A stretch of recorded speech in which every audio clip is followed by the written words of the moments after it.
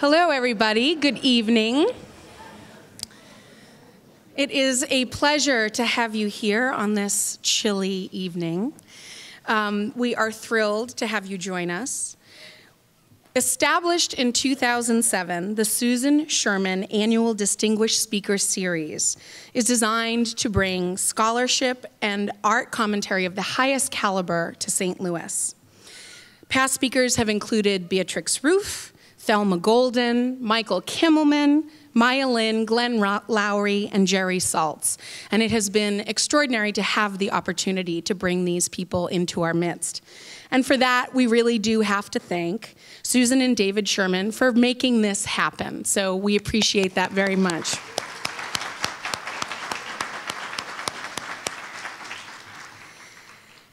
It is my great pleasure and delight to introduce renowned curator Franklin Sirmans.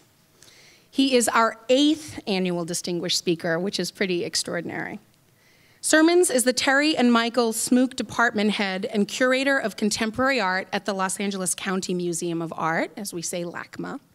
And he's incredibly well known for his unique and insightful curatorial voice.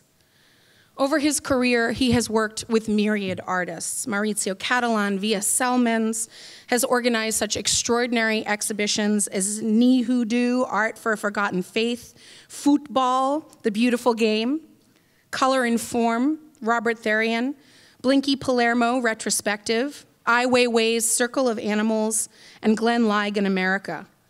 Sirmans' exhibition, Variations, Conversations in and Around Abstract Painting is on view until March 22nd, 2015 at LACMA. He is currently co-curating the retrospective Noah Purifoy, Junk Dada, June 7th through September 27th, 2015. Most recently, however, Sirmans has served as artistic director of Prospect.3 Notes for Now, the 3rd Prospect New Orleans Biennial, which ran from October 25th through January 25th. It just closed in New Orleans. As artistic director of the 3-month exhibition, Sirmans showcased the work of 58 leading and emerging contemporary artists truly from around the globe.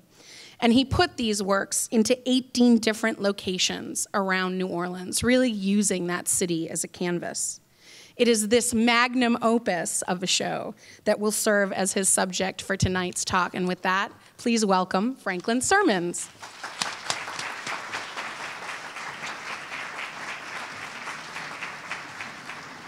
Hi, everybody. Thank you for that. Magnum opus.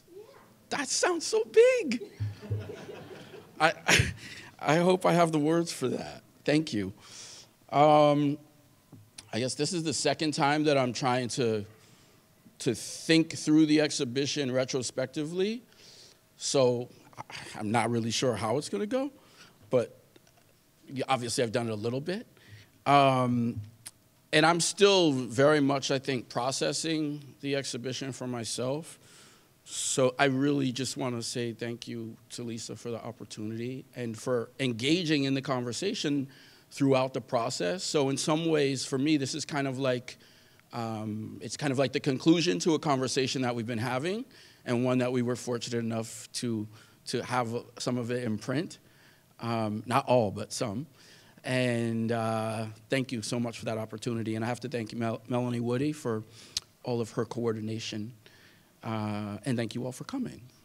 So I'm going to try and run through probably too many images, but I keep finding myself that I have a different perspective on even the imagery or the artist that I was working with. And in fact, I was just upstairs just now, I'm ruing the fact that I continue to perhaps show my age in not incorporating video files into my PowerPoint. So there's some people here who have seen some of the work in the show, and when they see my static imagery, they're just gonna be like, oh man. So bear with me, and I think I can explain to you, what was happening in that time. What else do I want to say before that? I don't know, I guess I'll just get into it. I've been thinking about these type of projects for a long time. I think what was a pivotal sort of thing for me in my career was I was working for Flash Art and living in Milan from 1996 to 1998. And in between those years, 97 was one of those years, I guess we're coming up 2017 will be again, where you have a confluence of exhibitions in Europe in particular. Documenta, Sculpture Project in Münster, Venice, they all happen at the same time. For me, thinking back to 97, what was so amazing about that year in particular was the fact that you had all of these other conversations that were happening from different places around the world. So you had Seoul that year, not Seoul, but Gwangju, the Gwangju Biennial, and it was one of its earliest incarnations. You had Johannesburg, which was in its second and last exhibition. You had Istanbul, which I think was probably its fifth or sixth. And so it was a moment in which, I guess in some ways, we began to think on a wider level of the kind of internationalism that has been a part of the contemporary art conversation for a long time, but really came to the fore around those years. And as someone who was writing, I was working for Flash Art, was interested in that commentary specifically, and how these exhibitions opened up a conversation and a dialogue that was not necessarily the same of what we were getting from Italy or from Germany. A real widening of the conversation. So that provided a really big backdrop of thought for me. I was asked to consider the exhibition 2.5 years ago, and immediately those were the thoughts that were in the back of my mind.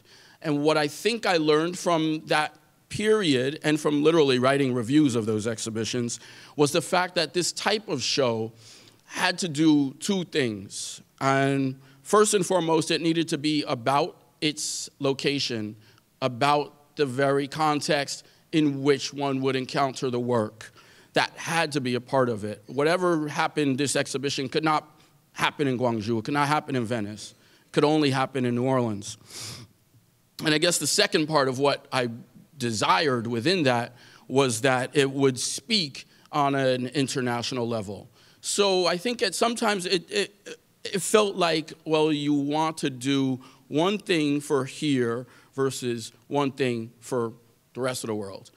And I think part of it was about a lot of conversations with people on the ground in New Orleans about figuring out exactly how those questions work. And I think we did that pretty well. Now, also, it's nice to talk about the exhibition in the context of the criticism that has come out around it, and which I think is always another, it's another element of the discussion itself. I think there's the firsthand encounter with the work, which is one thing. Then there is the space of the exhibition and how it is furthered by a catalog, and we did 2 catalogs, which I'll touch on. And then there is the criticism or the reviews, and to think about them positively and negatively. So this image is a weird place to start, but it puts us inside the New Orleans Museum of Art. And a large part of this idea of context was that you have to take into account where you're making the exhibition. You have to take into account what the history is, not only in terms of the artists that are working there in the present, but what has been through there in the past, and what is a part of the collection. And it's something I saw a lot of today and considered a lot today, walking through the St. Louis Art Museum and walking through the Kemper in particular. So here we started in the atrium of the New Orleans Museum of Art with a series of works by Fred Brown. And it just so happens that the New Orleans Museum has in excess of a dozen different paintings by this artist who should be much, much better known. A painter who showed at the Marlborough Gallery throughout the 80s, was part of a neo-expressionist generation, but never had the same traction as somebody like Sandro Chia, Francesco Clemente, but was a part of that talk. That was a real integral part of that conversation. So what you see here, obviously, are these jazz performers. I think there's even one that we had up that was of Wynton Marsalis, and you can't get more New Orleans jazz specific than that.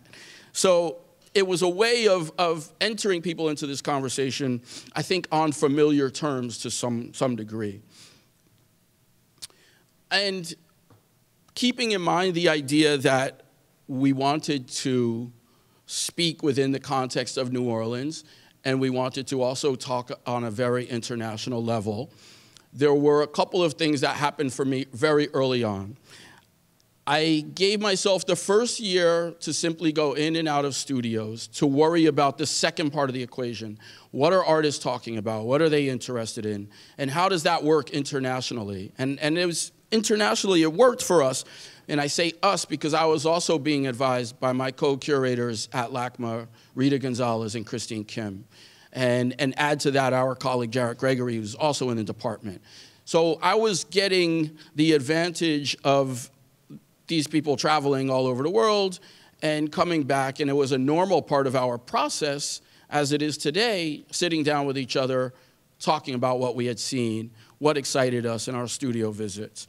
And so that was incorporated very much into the process of the exhibition. So again, just thinking about those two sides was a desire to just listen to artists. One of the artists I was visiting with asked me to read this book, The Moviegoer. So I read this book, The Moviegoer, and that was the kind of aha moment, eureka, it's all right here. This little book written by Walker Percy came out in 1961. It was the National Book Award winner for 1962 and beat out a bunch of books that you all know and love, Franny and Zooey, Catch-22, Revolutionary Road. Big books, right? Big books with big movies. The Moviegoer was much smaller, much more, I think, subtle, a very poetic book. And it really provided the essence of what we were talking about. It was located specifically in New Orleans and the Gulf Coast, which opened up the conversation, I think, to this idea of the South, and not only of New Orleans, not only of Louisiana, but to a region and to a psychological space, one that is perhaps very American. But it also opened up the conversation around international art and ideas. Percy was born in Alabama, raised in Mississippi, and died in Louisiana, was very much a part of that place. He was someone who talked about meeting Faulkner and not being able to speak. He was completely steeped in the history of Southern literature to that point. At the same time, he spent time at Columbia University. He was very much interested in the writings of Kierkegaard and later Sartre. He was sort of driven to existentialism, and existentialism filtered through a lot of religion. And so this space that was there, that then opened things up in terms of spirituality. It opened things up in terms of this idea or this desire that there are certain things that we talk about no matter where we are in the world, and we all understand. And so Percy was very much about writing from that stance where it was located specifically in New Orleans, specifically in the South, and yet could speak all over the place. The artist who mentioned the book to me is Sophie Lavoff, young artist, had just gotten out of Loyola in New Orleans. And she did a photographic series that actually attempted to locate these places that appear in the book. So at this point, it just seemed like, okay, this is the perfect jump-off point. And it really provided the base in terms of thinking and in terms of me for literature. And I've always been grounded in that as a way of thinking through contemporary art. Lisa mentioned Neo-Hoodoo. And Neo-Hoodoo was this exhibition that was about art and spirituality in the Americas that came from, the title itself came from a conversation with the writer Ishmael Reed. So there was that as an ongoing thing. Now, it's an art show. And so how do we think through these things visually? And I was looking and thinking about an artist, Paul Gauguin, who has this painting with the very simple phrase that pretty much goes towards what this exhibition is supposed to do. Who are we? What are we? Where are we going? And you know, there's that painting. It's in the Boston MFA, this amazing painting from 1898, big painting for him. Probably it is the most important painting of his career.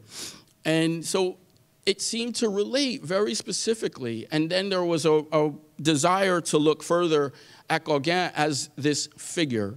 And what did it mean, this artist who was born in South America, but family lived in Europe? He traveled from a very early age.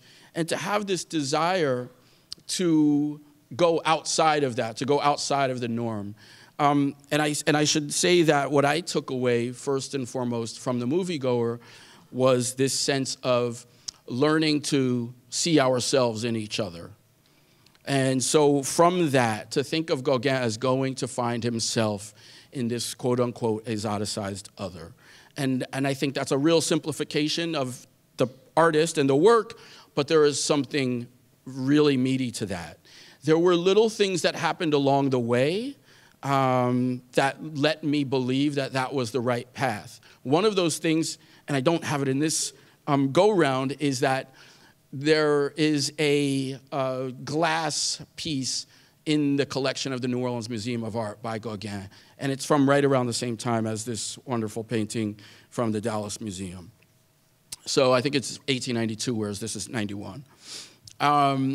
So it was a way to say, okay, this is happening here. This happened here. Edgar Degas spent a lot of time in New Orleans, about 15 years prior to this painting. And supposedly, like, it's almost too good to be true, but it is written, it is in the book, where Degas had this conversation with Gauguin and said, you know, you should come to New Orleans. You'll find a lot of interesting things here. He didn't, but it was another story that kept that moving. The other thing that became important was, how do we have this conversation? Okay, we're addressing the sort of canon of European art through Gauguin, and how do we make it about this space? So I was thinking of another artist who thought around the same lines, I think, on this idea of how do we see each other and ourselves. And this is Tarsila d'Armero. Tarsila is kind of like the voice of the anthropophagia movement. She was a part of a group of artists in the 1920s and 30s in Brazil who ascribed to what was called the Cannibalist Manifesto. Within that manifesto, it was said that in order for us to understand who we are as Brazilians entering the world stage, we must embrace all of our others. We must embrace our African, our Native, our European. This is the only way that we can project a true Brazilian identity out into the world. So it was kind of like the opposite angle from Gauguin, and these two artists provided the historical foundation visually for the show. And so, of course, this happens at the New Orleans Museum of Art. And there was just a little installation view of that. Tarsila, I mean, like Gauguin, is not easy to get these works. And so what you're seeing, those 5 pieces, is her contribution to the exhibition. And with Gauguin, there were 3 pieces because there are 2 from the New Orleans Museum of Art in addition to the piece from Dallas Museum. One of the criticisms has been that, you know, it wasn't enough of those 2 artists. Fair. But I think if you read the book, it makes perfect sense. So now that you had that, it was also a way, I think, to think through something on a much more simpler scale, which is the conversation that goes back art historically around abstraction and representation. We continue to deal with it in the present. And a way of thinking through some of those things and thinking through a place like New Orleans Museum of Art, which began in 1911. It was, you know, the first museum there where people would come to learn about themselves. And it made me think a lot about our sort of histories of looking at quote-unquote modern or contemporary art in the United States.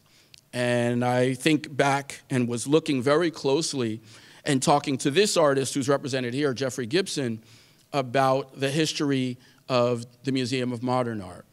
And it's funny, if you look back at some of the exhibitions, not some, but a lot of the exhibitions in the 1930s there, you had this drive towards a much more anthropological thrust. There were exhibitions around Native American art, which is what he's referring to, which is actually from 1941. And this piece here by Jeffrey is specifically in conversation with that installation at MoMA. There was an exhibition called Negro Art, and I think that was 1935. There was a big pre-Columbian show.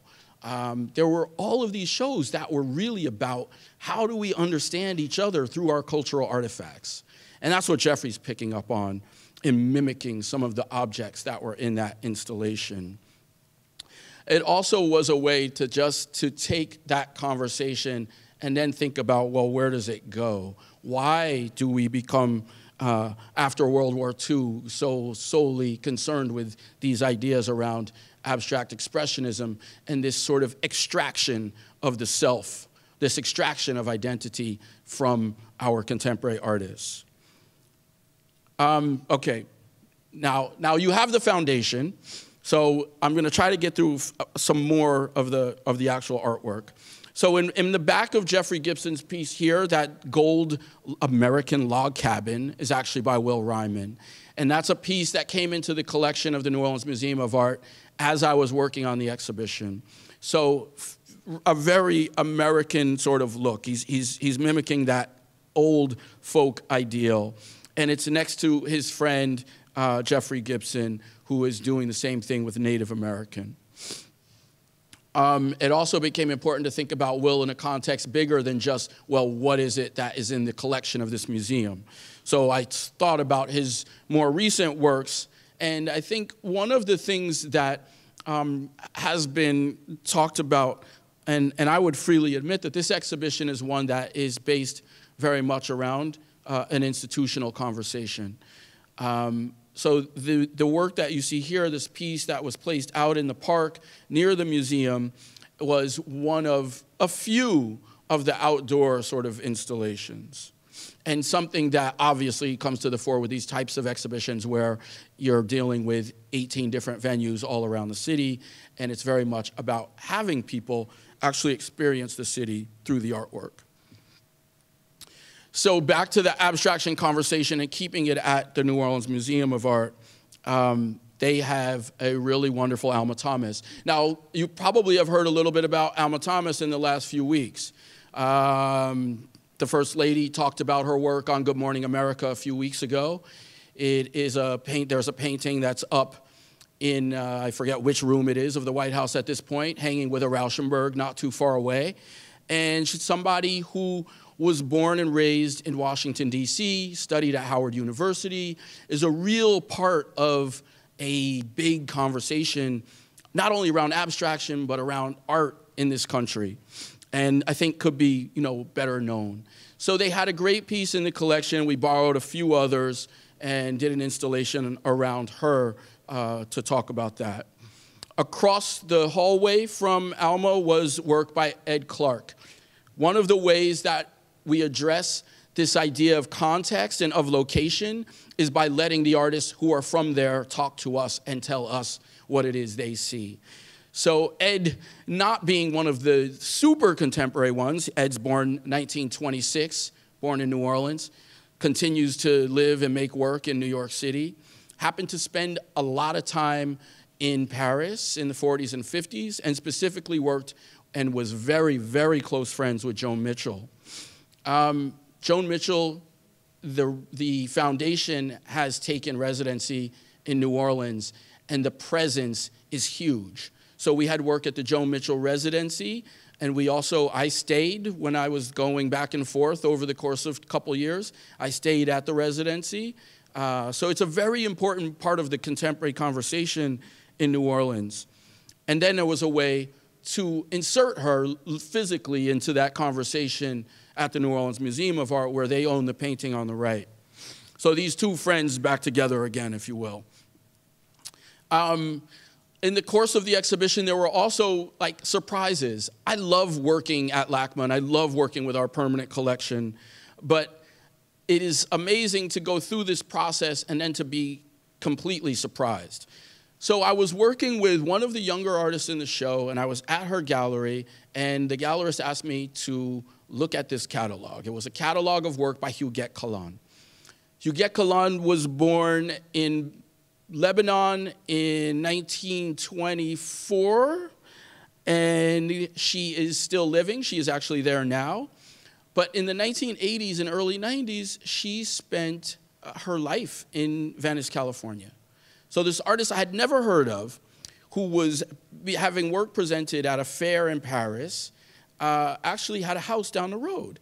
And so I went to the house. It was filled with 20, 30 different paintings like this by her. And then it was also filled with other artists like Ed Moses, John Altoon, just on and on. Artists who are really specific to LA, artists who are well known.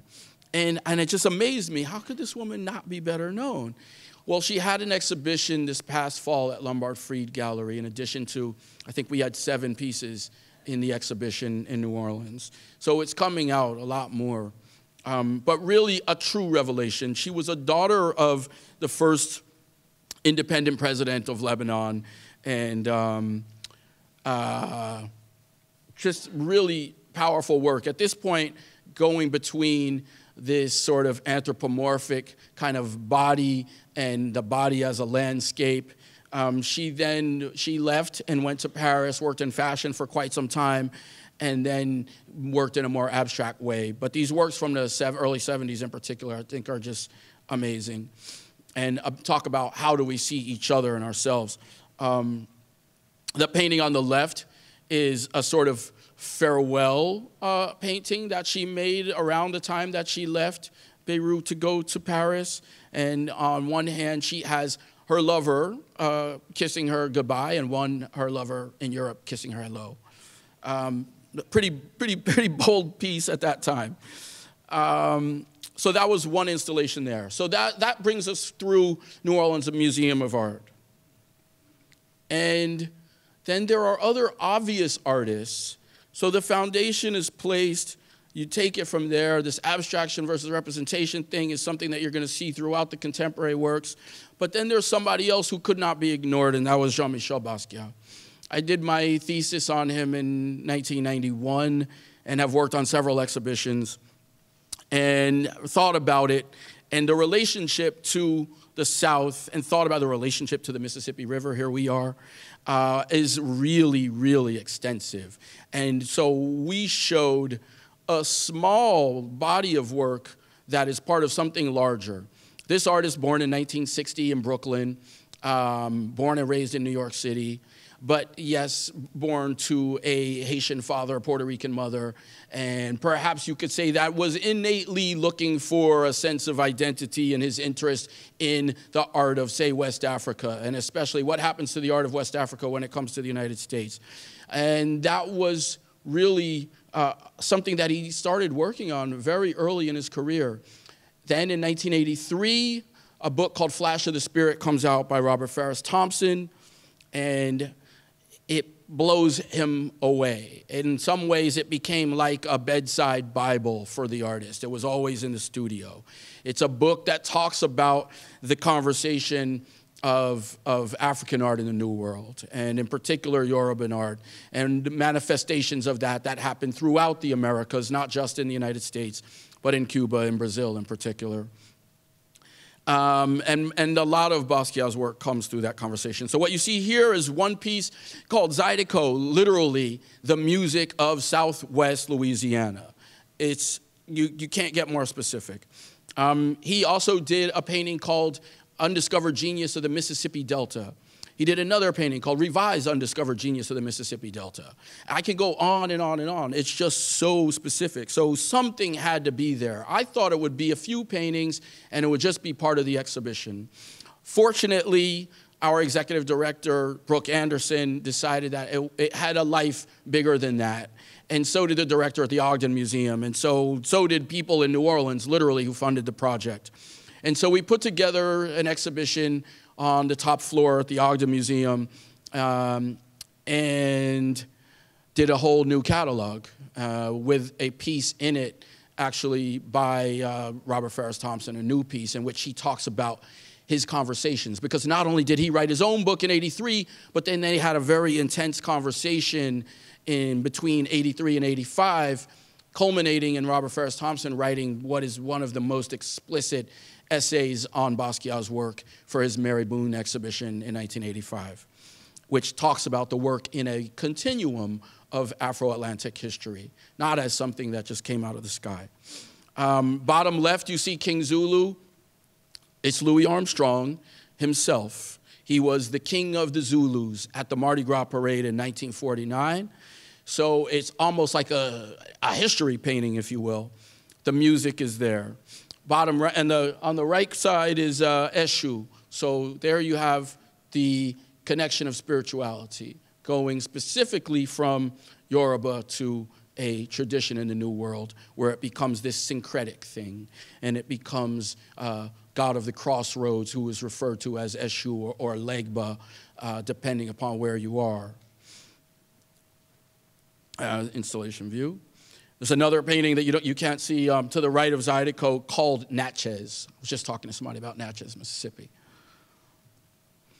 And also within the space of the Ogden are these works by Keith Calhoun and Chandra McCormick. One of the things that came about, and this is a couple who works as a photography duo, they founded a space after the first Prospect called L9 for Lower Ninth, and they continue to make work and showcase other people's work in that space.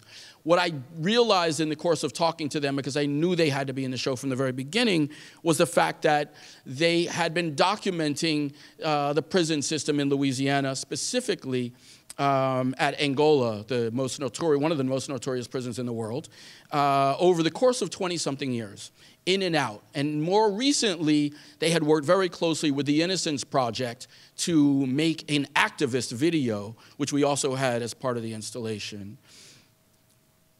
This idea of incarceration was something that came up a lot.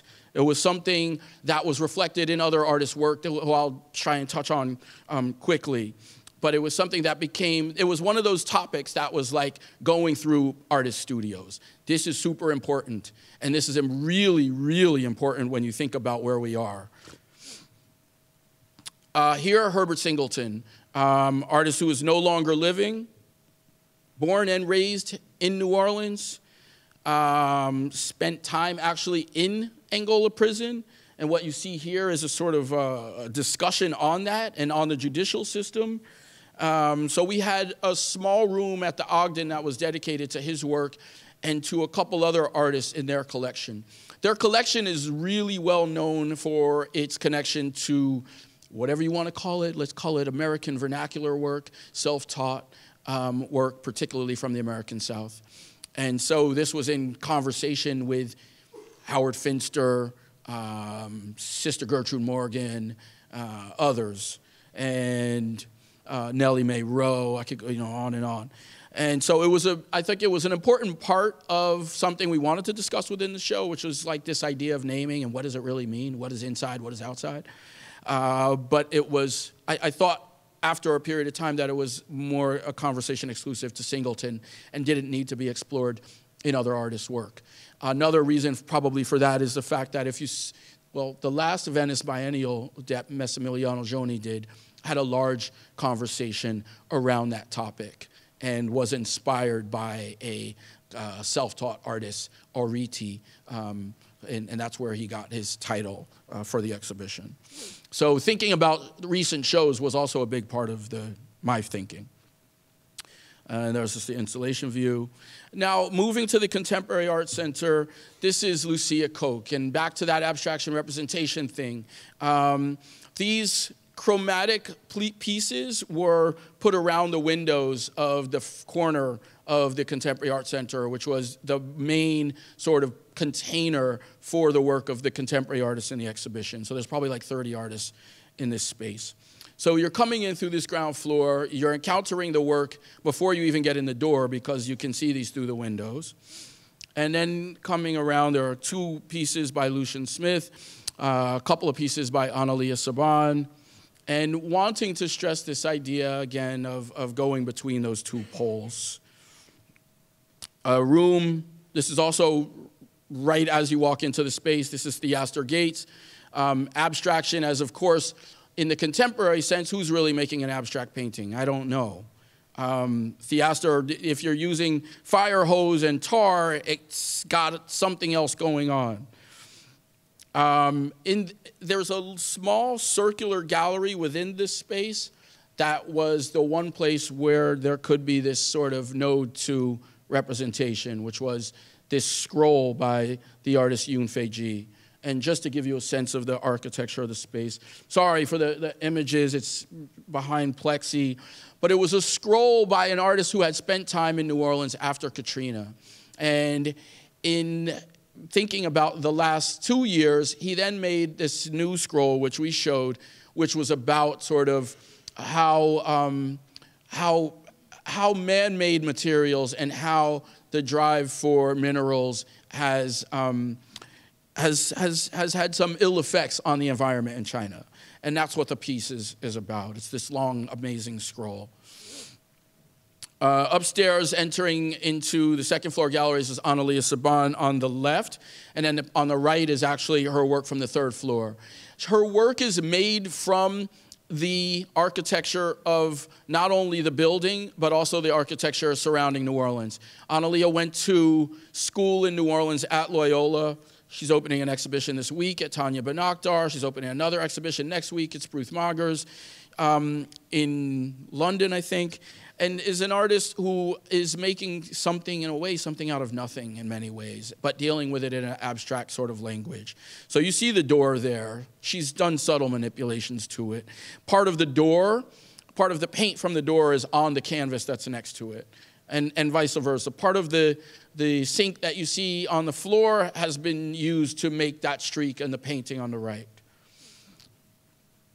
When you walked into the second floor galleries, you were hit by this David Zinke piece, and since it's one of those static videos that we don't have the music playing, it's this crazy, like, amazing Afro-Cuban song that's playing, and it's about this sort of back and forth between musicians, having their own conversation through the music, so music as this communication tool. Another view of the second floor installation, and then works by MacArthur Binion on the left, another Analia on the right. And then Douglas Bourgeois, another artist from New Orleans, and these are very much sort of surrealistic scenes from his relationship to New Orleans.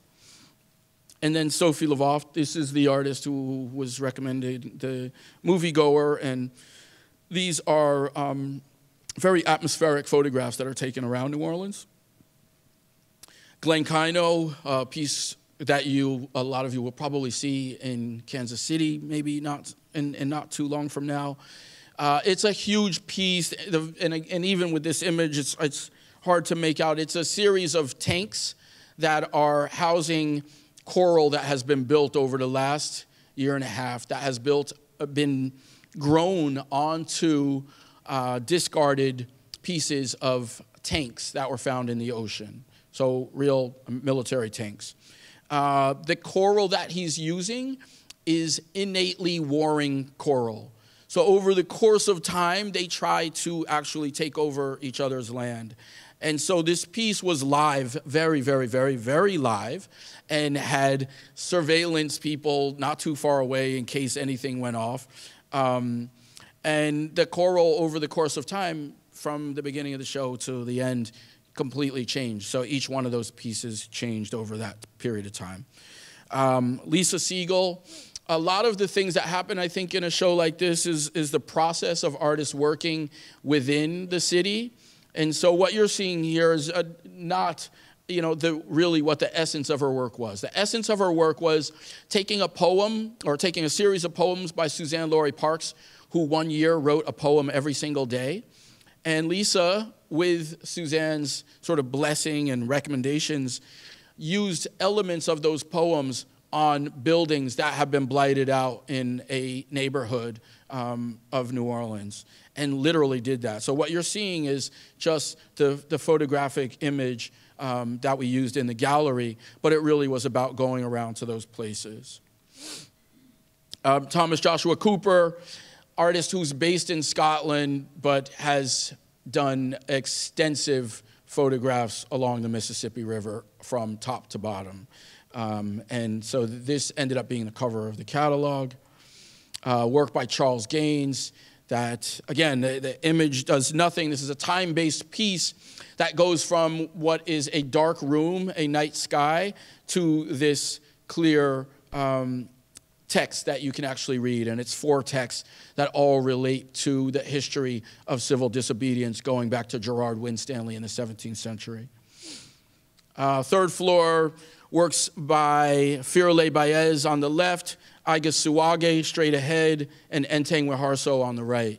If anything, the third floor was a way of sort of taking that conversation, which I think in some ways, jumping off of, say, Thomas Joshua Cooper, was one that was based in a specific American place, to something that was more of an international Tower of Babel. It was the last floor that you arrived on. And so what you got at first was, that's actually a painting with speakers built into it. And his Suwage's work is often about his sort of presence in Indonesia and the sounds of Indonesia playing from that painting. It's a self-portrait. And it's a better look at that painting. There was a conversation that was happening also on this floor between film and video. Obviously, the moviegoer thinking about film and video as being the language that we speak in contemporary art. It is the universal language of contemporary art. On this side, Pushpamala, artist from southern India who was inserting herself into Bollywood images and literally placing herself within these filmic images or art historical images that already existed.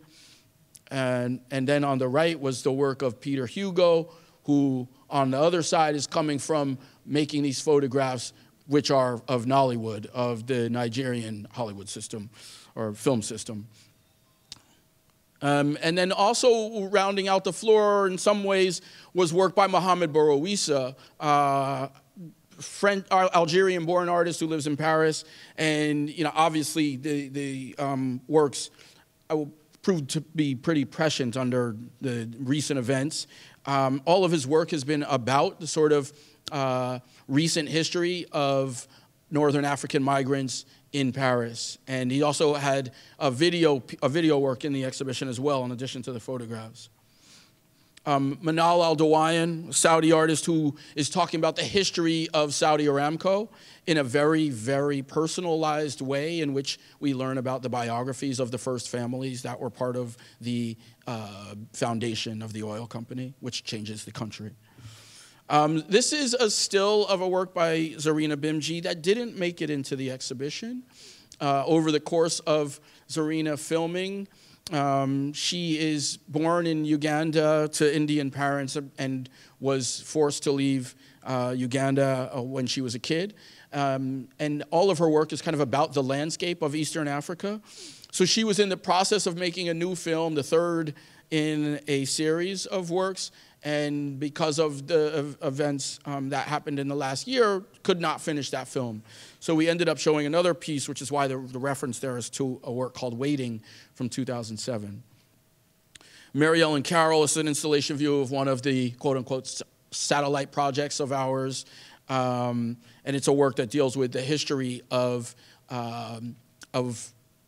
being wired in a specific neighborhood of New Orleans where access has been sort of cut off by the interstate highway. And so it's kind of about the history of civic ventures in New Orleans and how they affect people on a social and economic level. Carrie James Marshall, window installation that is about the sort of history of a big department store in New Orleans and its segregated history. So he's sort of giving these gifts as an ongoing conversation with that history. Carrie Mae Weems, I just saw the great piece today at the Kemper. This is another artist who was part of the conversation from the very beginning. And we ended up using an older installation, but also work from her Louisiana series. At Newcomb Gallery, I think, and a lot of people have reflected on the fact that It was an installation very much unto itself. There were 4 artists there that dealt with themes around the carnivalesque, things that obviously had a real resonance in New Orleans. Hugh, artist based in London, originally from Guyana. These pieces made completely out of beads, so obviously. Another work by Hugh Locke. At the center of the gallery at Newcomb Gallery at Tulane University is this work by Andrea Fraser, which is this piece called Discarded Fantasies, and it's actually the discarded material and costumes from her dancing samba at Carnival in Rio, and from others, obviously, from a lot of people. So that was sort of like a real hinge point conversation there. In the background and here are works by Monira Farman Fermayan, which bring forward, again, that conversation, I think, of a sort of dynamism that comes from Andrea's piece. And then Ebony Patterson, artist who has been dealing a lot with Carnival in the context of Jamaica. And you know, this was a very specific idea, but one that we could have gone much further with and chose not to, because there actually is an exhibition opening in the next few months at the Contemporary Art Center, which is specifically about Carnival and includes Ebony's work and several other artists. So we tried to hold off on that a little bit. Other pieces, Piero Golia, a work that is sort of ongoing, another one of those crazy kind of pieces that you do in an exhibition like this.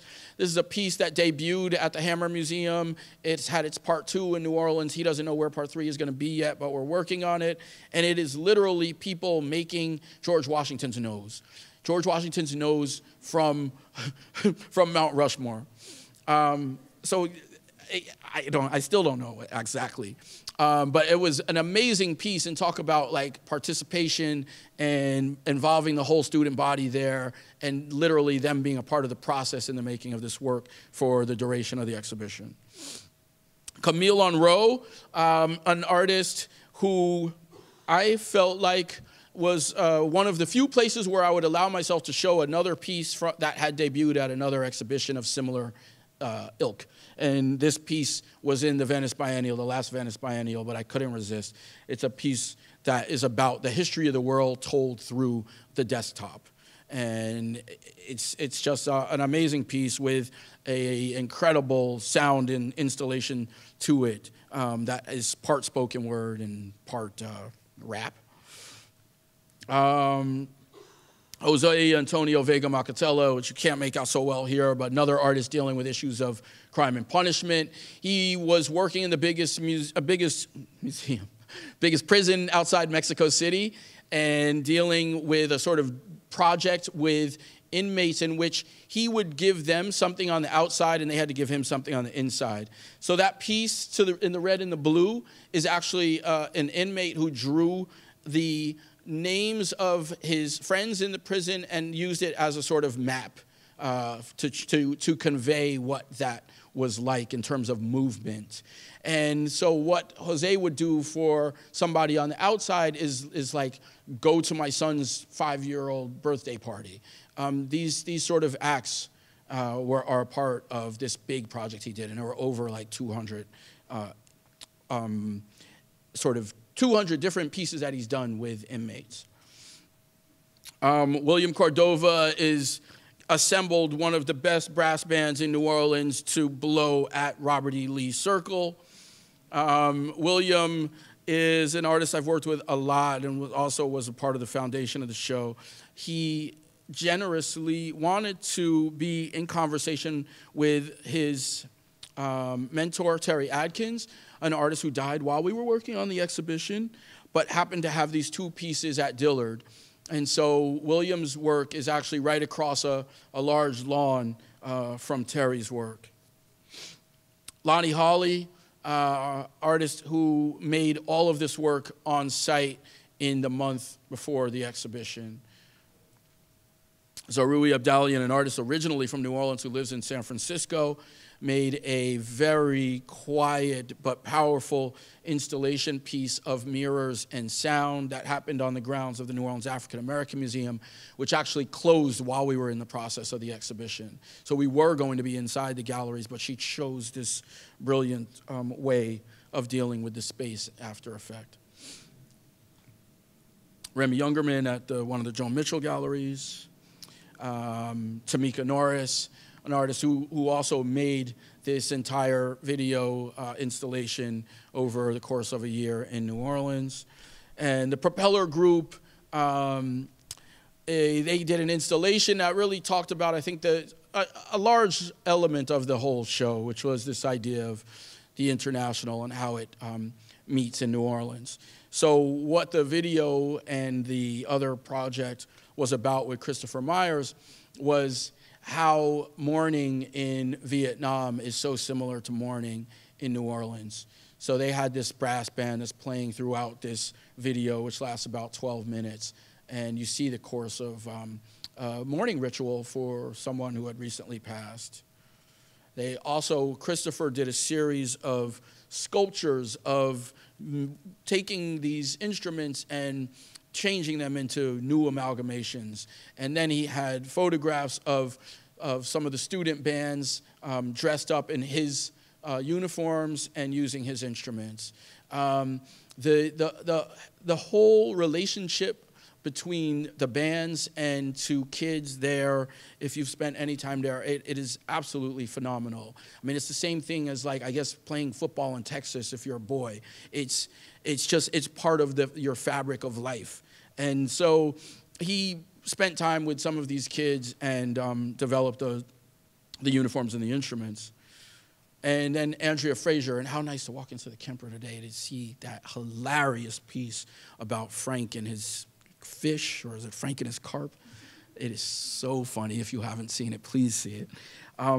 Well, in Andrea's, like, what she does, of course, in that piece, she's kind of punning or playing on Frank Gehry's museum in Bilbao, and sort of, yeah, it's hilarious.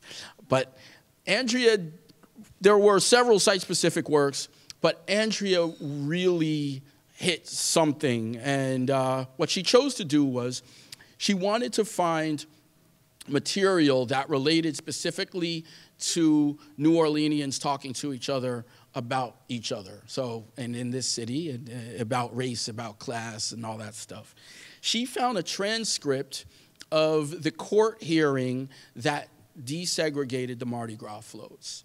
Now, I think most people thought it would have been from the 60s, but it was actually from 1991.